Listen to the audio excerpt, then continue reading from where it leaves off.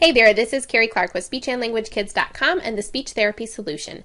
Today I am answering a question about preschool stuttering. And the question is, when do we do direct therapy? So when is it okay to go ahead and start with the therapy? So the first thing you want to do is you want to look for risk factors. And these would be risk factors that the stuttering is not just going to go away on its own. It's not just normal preschool stuttering, that it may be something more. So I have two different sets of risk factors for you here. The first one is from ASHA, and they listed 4 risk factors. Now keep in mind that researchers disagree on this point, and in general they disagree on when you should start therapy. There's no definite answer to this, so all we can do is take the information that's provided and make our best judgment. So ASHA says the 4 risk factors for continued stuttering would be a family history of stuttering, stuttering that is continued for 6 months or longer, the presence of other speech or language delays, and or strong fears and concerns about stuttering on the part of the child or the family.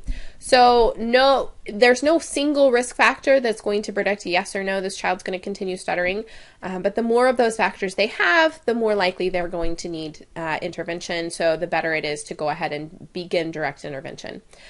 Now that is from ASHA. There's also a list from stutteringhelp.org, which is a great website on stuttering, and their warning signs for persistent stuttering include the family history, just like before. Stuttering that starts after the age of 3.5 is a good indicator that it's going to be persistent. Stuttering that has occurred for at least 6 months, again. If the preschooler is male, the males are more likely to have trouble with this than females.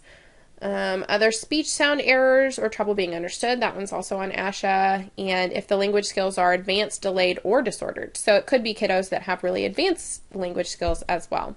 So those are all the different warning signs. Basically, you need to look at those warning signs and determine if you think that they are, that this child is likely to continue stuttering and not likely to just move out of it on his own, then you'll want to go ahead and start therapy.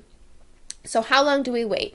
Well, Mark Onslow of the Australian Stuttering Research Centre recommends that a speech therapist should monitor a child for signs of natural recovery for about 6 months, but no longer. So that's his recommendation. He also explains that there are other reasons that you may want to begin therapy sooner, and that would be if the child becomes distressed about the stuttering, you want to go ahead and address it at that point because psychological damage could start to happen. Also, if the stuttering is causing social problems or psychological issues. So if it's interfering with social interactions or any of that kind of stuff, you definitely want to go ahead and address it sooner than that 6 months.